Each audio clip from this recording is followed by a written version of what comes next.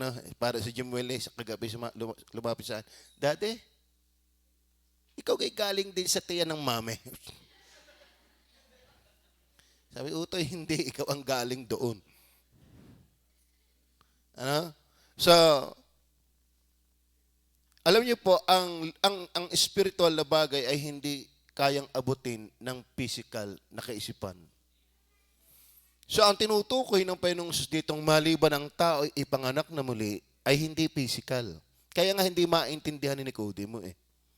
Kasi kung ito physical, paano? Tama ba? Paano mangyayari yon? Pwede ba kayong isang matanda na ipapasok uli sa tiyan ng kanyang ina at ipanganak uli? Abay, mahirap nga naman yon. Paano physical ang pinagagana? So, ibig sabihin, ang pinag-uusapan ng kapanganakan muli ay hindi physical. Kaya nga muli, naipanganak na tayo eh. Sa physical. Kaso lang, nagkaroon ng problema ang una nating kapanganakan. Lalo sa spiritual. So, ang pinag-uusapan ditong maliban na ang tao'y ipanganak na muli, ay hindi siya makakakita ng kaharian ng Diyos, ni makapapasok. Ibig sabihin, ito ha, tatandaan ninyo, hindi ka pupunta ng langit, hindi ka magkakaroon ng kamalayang espiritual sa paghahari ng Diyos hanggat hindi ka pa in sa spiritual life. Hanggat hindi ka pa saklaw ng spiritual realm o spiritual na buhay. Maraming tao'y labas sa spiritual na buhay. Kaya lagi ang tanong, paano mangyayari yon? Matanda na ako para ipanganak na muli. Kasi hindi nila alam yon. At yan ang napakaraming tao.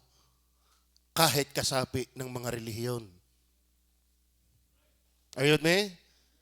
So ngayon, ang ating pag-uusapan ay the Holy Spirit regenerates. The Holy Spirit regenerates. Pag sinabi pong regenerates, mga minamahal, ang ibig sabihin lang nito ay binibigyan muling buhay. Binibigyan muling buhay. Alin ang binibigyan muling buhay? Ay ang kausap naman dito ay physically buhay.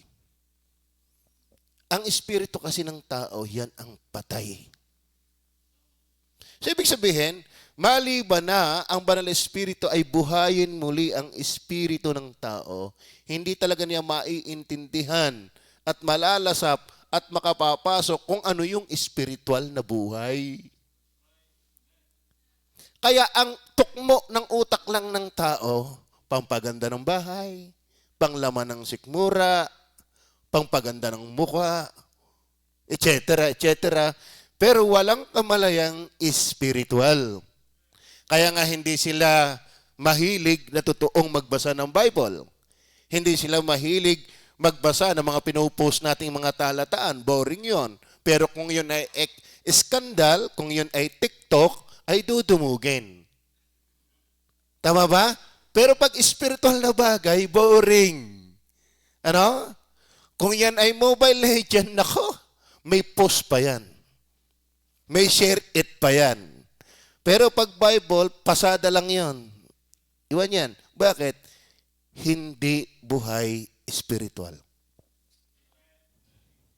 Bakit kayo napapatakap sa fried chicken? Kasi buhay ka, tulog lang. Tama ba? Bakit ka nakakaramdam ng uhaw sa tubig? Kasi buhay ka. Bakit ang tao ay nakikisama lang sa tao pag Diyos ang pag-uusapan, pero walang sincere desire? Kasi kinakailangan ipanganak na muli. Tama ba?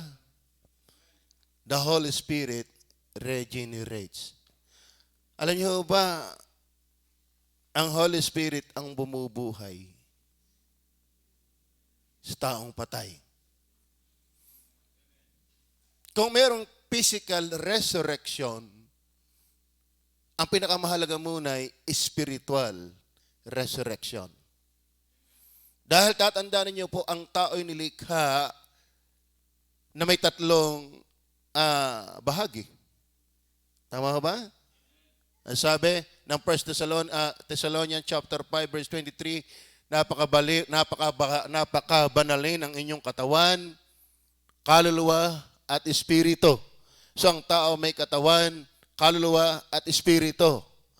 At ang tao bilang may kaluluwa, katawan at espiritu, tatlong sangkap pero may dalawang kalikasan. Physical at spiritual. Ang physical, yun ang material. Yung spiritual ay yung espiritu at saka kaluluwa. Kaya ang tao po ay may pang-spiritual na bagay at mayroong pang physical na bagay. Kaya naman ang sabi ng Matthew chapter 4 verse 4, ang tao ay hindi nabubuhay sa magitan ng tinapay lamang, kundi sa magitan din ng salita ng Diyos na lumalabas sa kanyang bibig. Pero hindi yan totoo, bagaman yan ang dapat, pero hindi totoo yan hanggat hindi pa ang tao ay pinapanganak na muli. Ang tao hanggat hindi pa ay pinapanganak na muli, ang hanap lang ay tinapay pang physical. Bakit hindi nila kayang kumain ng tinapay pang spiritual? Kaya kung tutusin, ang Biblia ito ay primarily concerned for the believers. Sapagkat hindi kayang tama at makabuluhan at lasap na lasap kumain ang isang patay. Kaya pinakakitang talagang tulo ang laway ng patay kung kumain, ganadong-ganado. Wala.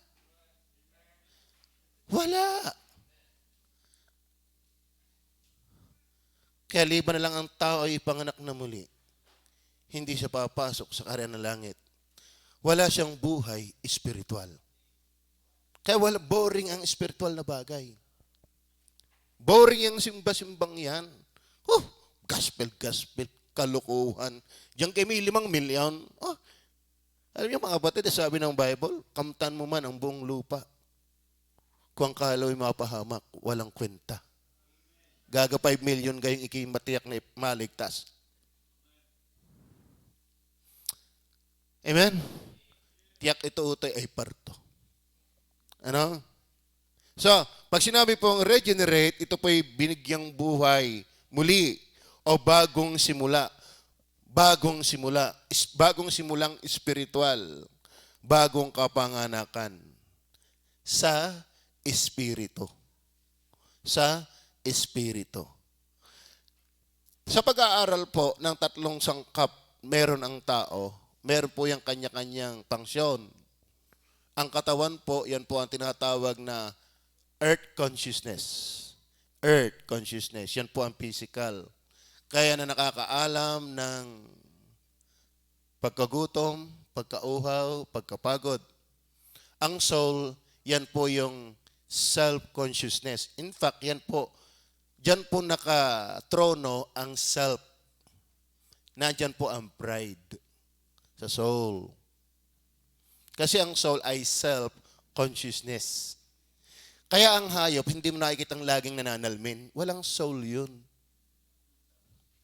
Nakita na ho ba kayong aso nagkusang magpalda at hiyang-hiya? Jahe, tagal ko ng hubo. Wala. Kasi sila, instinct ang soul. Nepis ang ginamit ng soul sa Hebrew. Pero ang idea ay instinct, not necessarily moral consciousness.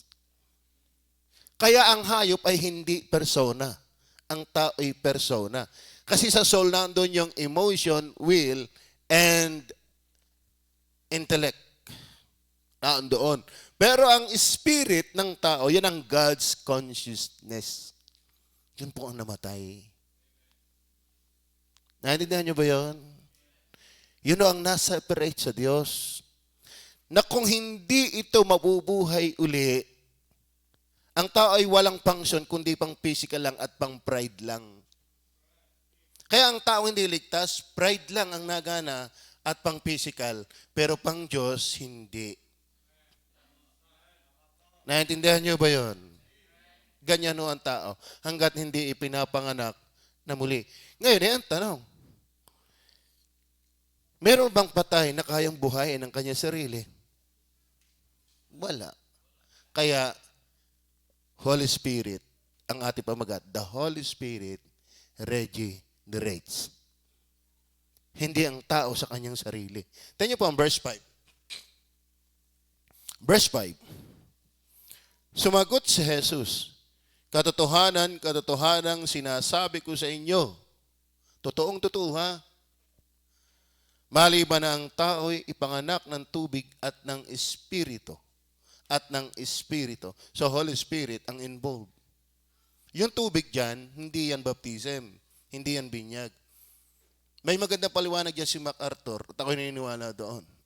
Maliban ang tayo panganak ng tubig at ng Espiritu, ibig sabihin, ito'y physical na kapanganakan at spiritual na kapanganakan. Dahil hindi ka pwedeng maging subject sa spiritual na kapanganakan kung hindi ka naman naging tao. Tama ba? Oo. Ang physical dyan, tao. Tayo ay ilang 70% water. So, ibig sabihin, hindi ka naging tao, hindi ka subject sa regeneration. Tama? Kaso lang, kaya tayo subject, hindi sapat ang unang kapanganakan. Bakit? Kung kayo po'y magbabasa ng Bible at kayo laging nakikinig na dini at suki na kayo, ay pasada na lang, lahat ng taong nagkasala ay patay, spiritual. Sapagkat ang kabayaran ng kasalanan ay kamatayan. Sa lahat ng puno sa halaman ng Eden ay pwede kayong kumain, ngunit sa pagkakilala ng mabuti at masama ay huwag kayong kakain na yun. Sapagkat sa oras na kayo kumain yun, walang pagsalang kayo mamatay. Hindi po yung physical na kamatayan na nangyari, mga minamahal. Dahil kung physical na kamatayan na nangyari noon, hindi na ho lumabas si Cain at si Abel. Dahil ba? Dahil nagkaanak pa sila si Cain at si Abel. Pero ang sabi ng Diyos, walang pagsalang kayo mamatay. May namatay. Spiritual nga po. So lahat po ng nanggaling kay Adan at kay Eva, Roma chapter 5 verse 12, kung paanong pumasok ang kasalanan sa sanglibutan at ang kamatayan sa magitan ng kasalanan, kaya ang kamatayan ay naranasan ng lahat sapagkat ang lahat ay nangagkasala nga. Mind you, brethren, lahat po ng tao ay spiritually patay dahil ng kasalanan. Yan ang kabayaran. Yan ang natamo. Yan ang nahita. Ibig sabihin talagang walang pakinabang talaga sa kasalanan. Yan ang nahita. Yan ang kumbaga, yan ang napala sa pagsuway sa Diyos, kamatayan. Kaya sabi ng Panginoong Hesus, siya mismo nagsabi, maliban na lang ng tao'y ipanganak na muli. Yung salitang maliban na lang, hindi ka makapapasok sa kaharian ng langit. Hindi mo kayang i-enjoy ang spiritual life hanggat hindi ka pa ipinapanganak sa Espiritu. Kaya marami tao na inyayahan dito na pagbibigyan tayo for a moment, but they will never enjoy this place unless they have been born of God spiritually. Tama ho ba? Lagi kong sinasabi sa inyo Kung ang lugar na ito ay kulungan, ulbo, kural, ilagay mo dito ang aso at saka tupa. Sa loob ng 1 taon, ang ilalagay natin puro damo. Sino ang mabubuhay sa loob ng 1 taon? Ano mangyayari sa aso? Kaya ito'y kulungan lamang ng tupa. Panatalihin mo dito ang aso, mamamatay. Hindi nila pagkain ang salita ng Diyos. Sa totoo na ho, hanggat hindi ka ligtas, hindi mo pagkain ang salita ng Diyos. Iba ang pagkain mo, yung pang-pride.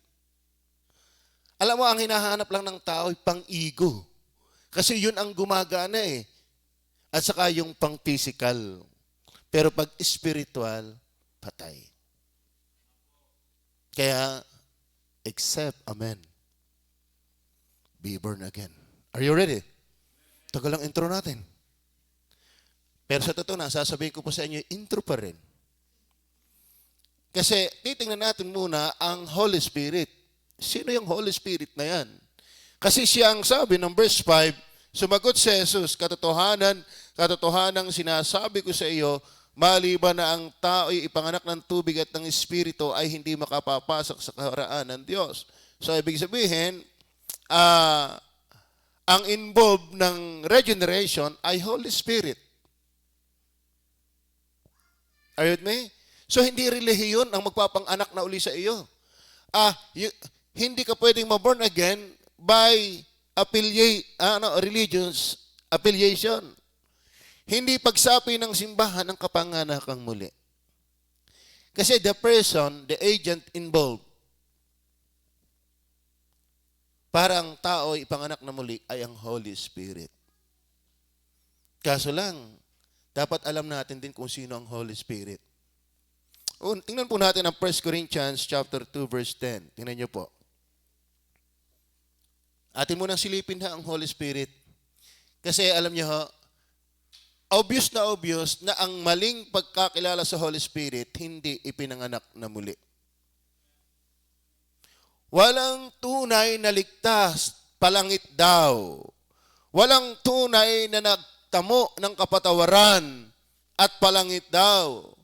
Alam mo, actually, hindi mo kayang unawain ng tumpak kung sino si Kristo bilang tagapagligtas apart from the Holy Spirit. Tingnan niyo po ang sabi ng 1 Corinthians chapter 2 verse 10. Ngunit ang mga ito ay pinahayag sa atin ng Diyos sa pamamagitan ng Espiritu. Sapagkat nasisiyasat ng Espiritu ang lahat ng mga bagay. Ibig sabihin, ang Holy Spirit walang hindi alam. Are you with me? Nasisiyasat niya ang lahat ng mga bagay. Therefore, ang Holy Spirit ay omniscient. When it comes to omniscience of the Holy Spirit, therefore, the Holy Spirit is not just a mere force. Ang banal na Espiritu ay hindi puwersa lang. Nakatulad ng sinasabi ng Iglesia ni Cristo at ng Saksi ni Jehovah. Siya ay aktibong puwersa lamang ng Ama. Paano magiging puwersa lamang siya kung alam niya ang lahat ng bagay? Ang hangin ba all-knowing? Ang kuryente ba na puwersa ay all-knowing? Hindi. Anong alam niya? Pero ang Holy Spirit, alam ang lahat. So, kahit may kasanib ng isang sikat na relihiyon, mayamang relihiyon, pero sala ang pagkaintindi mo sa banal na Espiritu, paano pa mangyayari sa iyo yung kapanganakan? Ay kung yung cause ng kapanganakan hindi mo kilala. Tama ba? Yung siyang magiging sanhi ng kapanganakang muli, ay ang sabi mo siya'y pwersa lamang, siya'y parang kuryente lamang, malakas na ragasang tubig lamang. Ay naku, malabo ka pa sa sabaw ng pusit. Tama ba? Sahala ka na doon. Yan ano pa sabi? Sapagkat nasisiyasat ng Espiritu ang lahat ng mga bagay. Oo. Ang malalalim na mga bagay ng Diyos. Ibig sabihin, ang Holy Spirit nakakaintindi ng sakdal, ng perfect sa Diyos. Bakit? Ay, di siya Diyos din. Tama ba? So, ang Panginoong Hesus, siya ang author ng redemption. Are you with me? Ito, tatandaan nyo ang tagal natin binagtas ang Panginoong Hesus. Tama ba? Kasi alam niyo ba, sa Trinity, ang kaligtasan, yan ay gawa ng Trinity. Ating nilinang yung ginawa ng bugtong na anak. Siya yung only mediator. Ang Panginoong Hesus ang gumawa ng hindi kayang gawin ng tao. Tama? Hindi kayang tuparin ng tao ang kautusan. Si Kristo ay nagkatawang tao para tuparin. Para may provide ang katubusan, ang kapatawaran, ang kaligtasan, ang walang hanggang buhay. Pero, yung ginawa ni Kristo, hindi naman nauunawaan ng tao. Are you with me? Ang banal na Espiritu may trabaho niyan. Are you with me? Kaya nga kahit ang yaman mong relihiyon, ang yaman mong individual, apart from the Holy Spirit, kwento lang ang Kalbaryo. Tingnan po ang verse 18. 1 Corinthians 1:18. Medyo taas-taas natin ang kapitulo. Tingnan niyo po. Para ma-appreciate natin yung verse, ano na yan. Sapagkat ang salita ng krus, yung palang krus ay may salita. Ibig sabihin, yung mensahe ng ginawa ni Kristong katubusan doon sa krus ng Kalbaryo ay kamangmangan sa kanila na hindi pa pinapanganak na muli. Ngunit ito'y kapangyarihan ng Diyos sa ating mga ipinanganak na muli. Yan. Ibig sabihin, mga kapatid, yung lahat ng ginawa, yung plano, sakripisyo, pagpapakababa, kamatayan, muling pagkalibing, muling pagkabuhay na mag-uli, yan ay pasyon lang. Yan ay Simana Santa lang. Pero walang kapangyarihang lasap sa buhay ng tao hanggat hindi ipinapanganak na muli. Are you with me?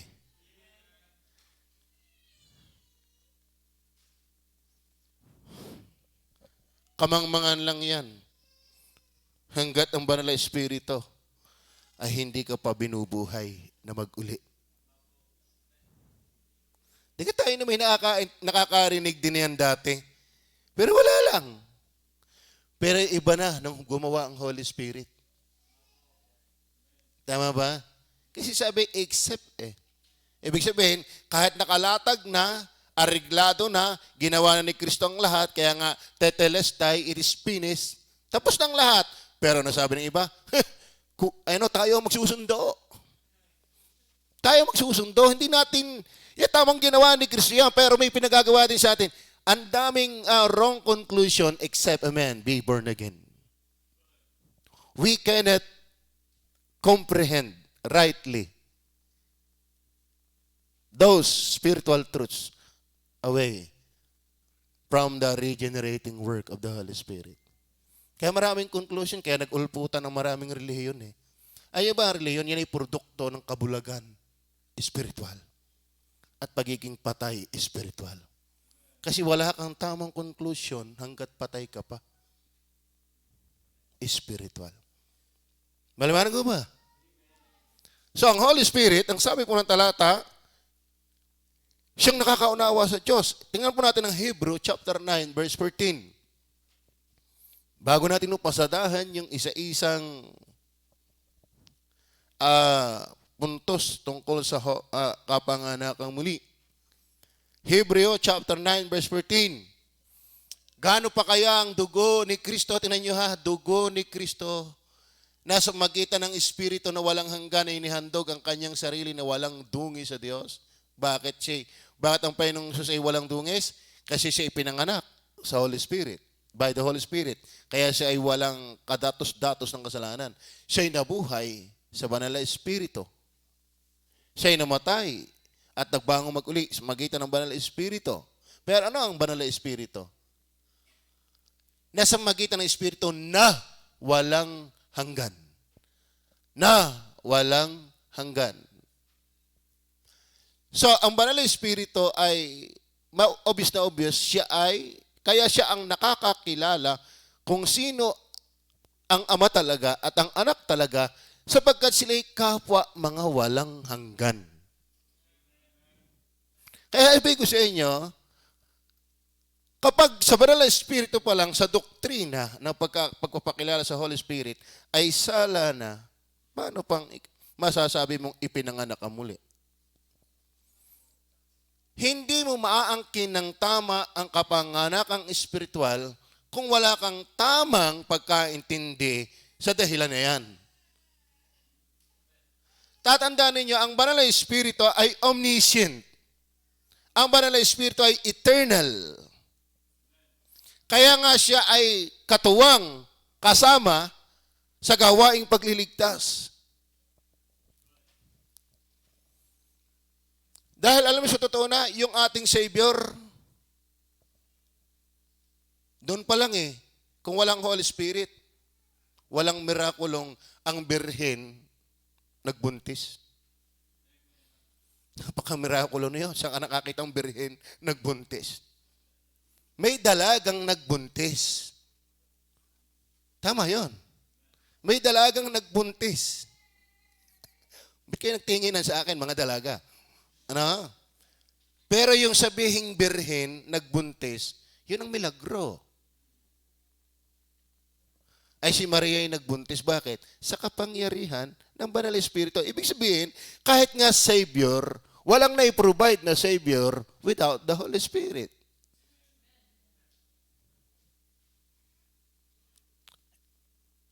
Hope. Tingnan po natin ang Hope 26, verse 13 and 14. So, kung hindi ko matapos, kung dito lang ako matapos, edi alam niyo na, probinsyano na naman tayo. Ano? Masarap naman yung ganon, di ka? Kaysa naman tayo dali-daling, hindi naman, kumbaga, hindi nangat-ngat. Ano sabi ng Hope? Sa pamamagitan ng kanyang espiritu ay ginayakan niyang langit. Oh, tinan niyo yan. Siya palang gumayak. So, manglilikha ang Banal na Espiritu.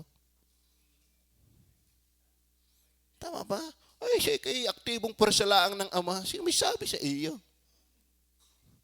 Kaya hindi nakakapagtaka ang mga yan, hindi ligtas. Walang naiintindihan. Balat lamang ng talata ang abot, pero hindi yung sustansya. Tama ba? Alam mo, may problema ikaw na tao, kumuha ka ng langka, dahan-dahan kang kinuha, tinalupan mo, yung pala naman ang kakainin mo, yung balat.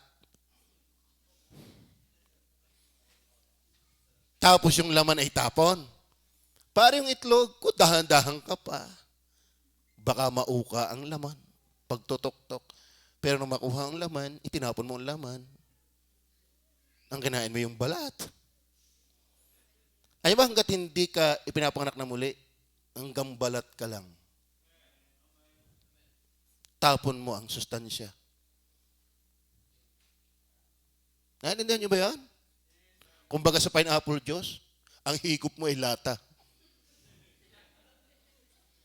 Ang tapon mo yung sabaw. Totoo yan.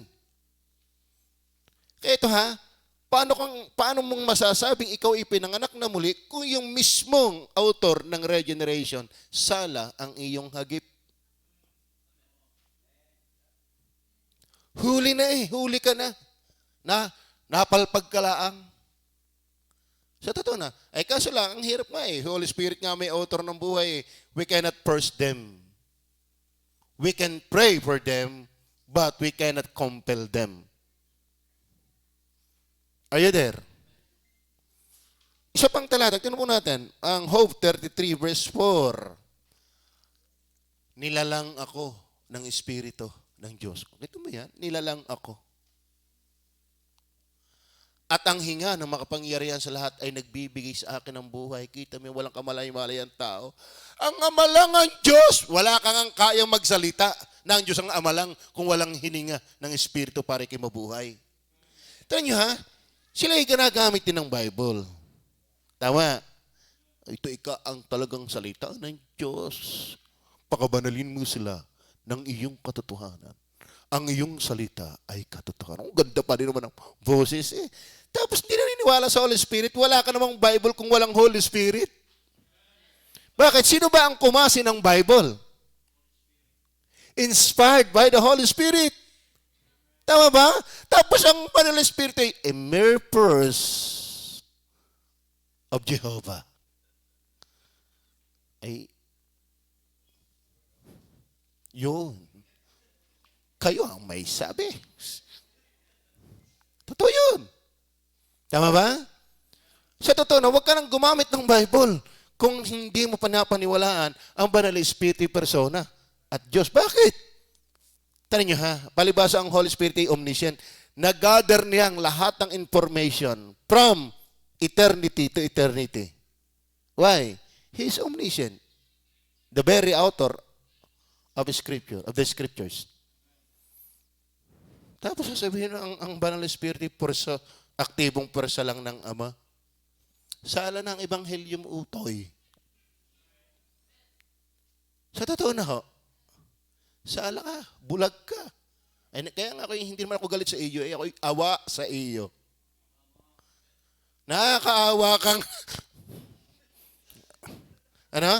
Yan ang sabi, nilalang ako ng Espiritu ng Diyos at ang hininga ng makapangyarihang sa lahat ay nagbibigay sa akin ng buhay. Ma-physical na buhay, ma-spiritual na buhay, wala kang buhay kung walang Espiritu.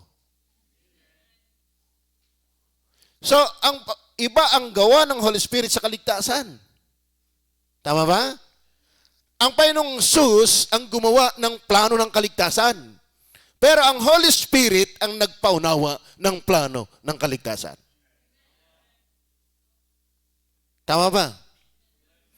Ang Panginoong Sus ang gumawa ng sasampalatayan ng kaligtasan. Pero ang Banal na Espiritu ang nagbigay ng kakayahan para makapanampalataya sa ginawang kaligtasan. Kaya kung ang Holy Spirit ay hindi mo naiintindihan, salang iyong tingin, magsalmin. Tama ba? Malabo. Kaya kung kayo naman nakakaintindi that Christ alone can save us, that is by the Holy Spirit.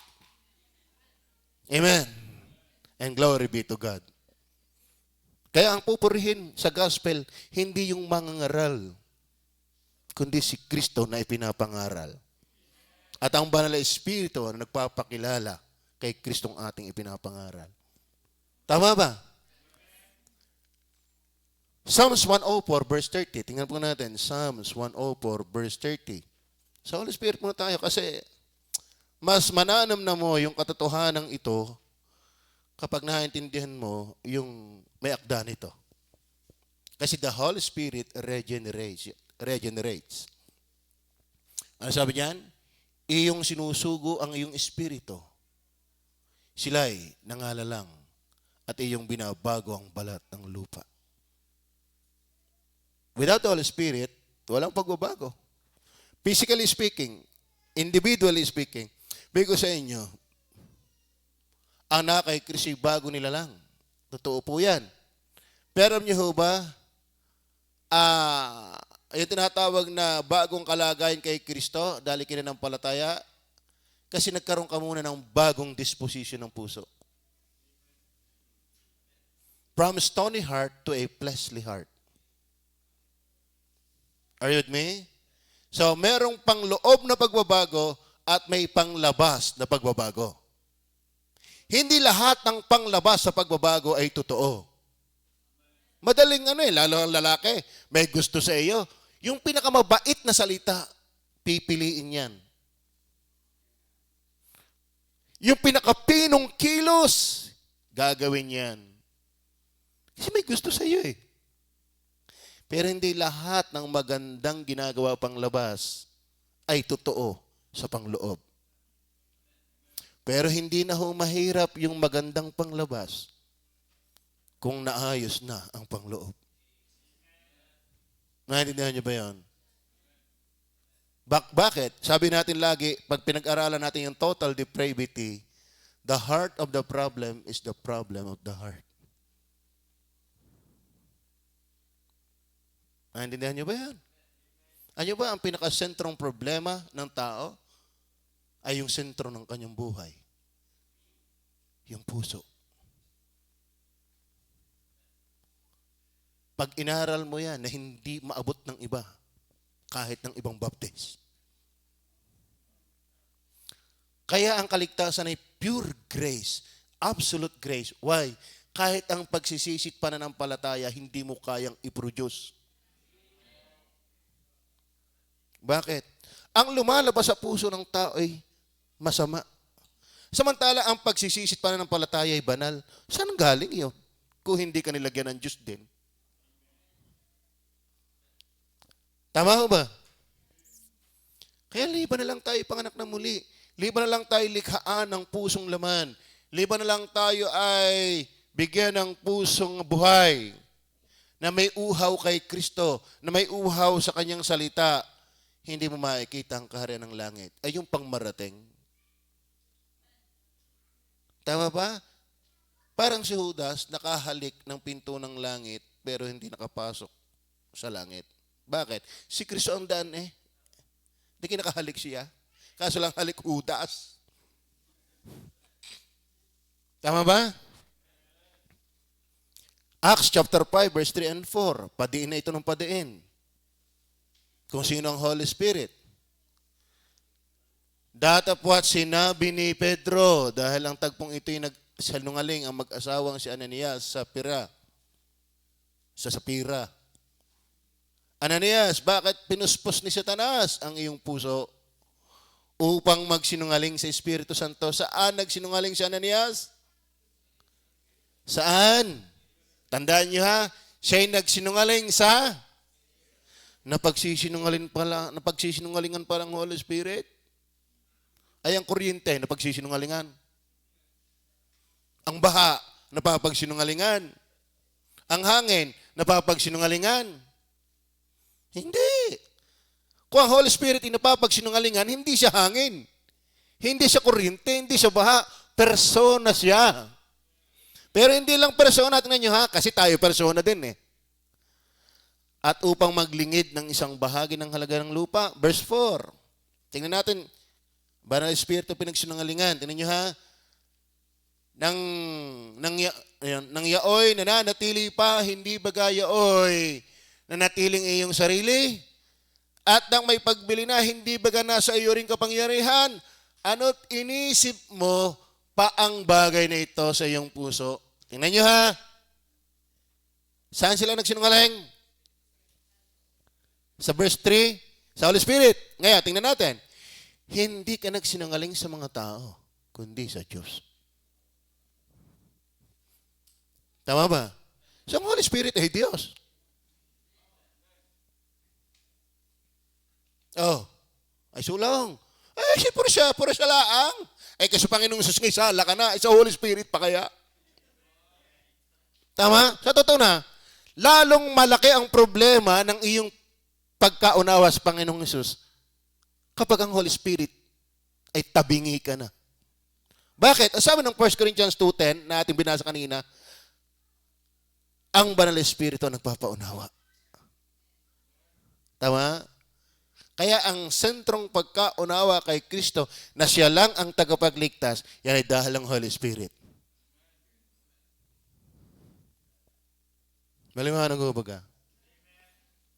Sa linggo na ho tayo mag-uunang puntos.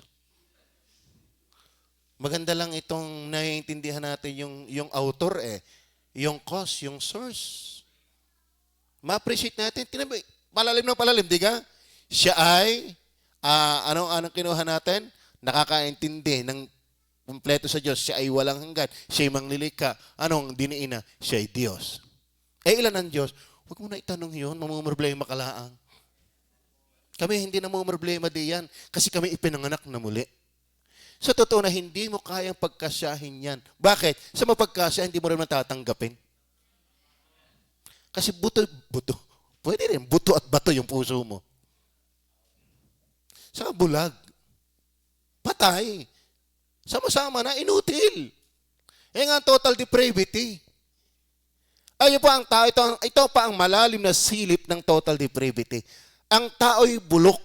Hindi lamang bulok sa kasalanan, enjoy sa pagiging bulok. Kala mo ka ang tao'y konsensyado pag nagbabarik? Hindi. Kulang ang araw pag wala niyan. Kala mo ka ang taong gumon sa sugal, gumon sa kung ano-anong kawalangyaan sa mundo, sila kaya akala mo, nakubit ko nagawa yun, hindi. Nakubit-bitin yun. They're not just corrupt, but they enjoy corruption. Bakit? Ang kanilang konsensya ay pinapagmatigas, the waring hero ng bakal. Paking ang kanilang pakinig. At sabi doon sa sinagyan nilang kanilang mata ay huwag makakita, ang kanilang tainga ay huwag makapakinig. Baka sila'y aking pagalingin. Ibig sabihin, ayaw ng Diyos, ayaw ng taong siya'y maalis doon. Talagang voluntary lang, inaayawan ang katotohanan ng Diyos hanggat hindi makapangyarihang gumawa ang Holy Spirit. Bakit? Baka kami gumaling, di kami magbabible na din. Di kami sisimba na rin maghapon. Sabi sa iyo, marami nagawa niyan, di pa rin ligtas. Kasi ang kaligtasan hindi gaya-gaya. Yan ay talagang nangyari dapat sa iyo. At purihin mo ang Diyos. Tama ba? Isa na lang. Sa Holy Spirit. Verse, John chapter 14, 16 and 17. Tingnan niyo po. Holy Spirit na lang muna natin tinalakay. At ako'y dadalangin sa Ama at kayo bibigyan ng ibang mga aliw upang siyang sumainyo magpakailanman. Sumainyo magpakailanman. Tanin niya. Sinong kausap niyan? Ang mga Holy Spirit. Ang mga believers na mayroong Holy Spirit. Kailan mananatili? Magpakailanman. Sa Old Testament, hindi permanent. Kaya umaalis kay Jacob kay Esau, kay David. Kaya nga, wag mong hayaang umalis ang Holy Spirit. Yun ang ginagamit ng mga dating doon. Di ka?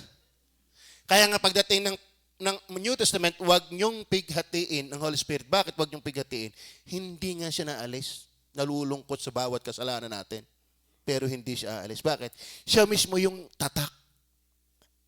Holy, ng Efeso 1:13-14, itinatak siya sa atin. Hindi siya mawawala. Tama ba? Ngayon, nasaan yan? Sa mga katwid bagay, ang espiritu ng katotohanan na hindi matatanggap ng sanglibutan except. Tama? Ay, ang Panginoong Jesus, pag ang tama mong matanggap, ay pag ang Holy Spirit ay hindi. Bakit? Ninyo ha? Sapagkat hindi ito nakikita. Ninakikilala man siya, siya'y nakikilala ninyo. Yo, kasama ba kayo doon sa ninyo? Santo ninyo. Kasama ba kayo doon sa ninyong yon? Salamat, ako'y kasama doon. Kaya ibang ibabaptize natin ay kasama doon. Sa ninyo. O sa santo ninyo. Sapagkat siya'y tumatahan sa inyo. At sasa inyo. Kaya nga minsan, paano ko malalaman, pastor, na ako'y may Holy Spirit? Paano ko ba malalaman? Di ka? Hindi yung kapain. Siguro nasa parting are. Hindi nilagi masama ang lasa Siguro may hangin. Ito, makakapa mo yan. Anong attitude mo sa Bible ngayon? Pag nai-enjoy mo ang pagbabasa ng Bible, dalhin nyo ang 10 bahagi. Bigyan rin nasulat pa. Hindi ka? Iba na. Pag pinag-usapan mo ang kasalanan, nalulungkot ka. Tama ba? Lalo pag nagawa mo yan. Makakapa mo yan Sabi nga sa inyo, pag sanay kang may wallet, di kikakapa-kapa. Pero sa wala,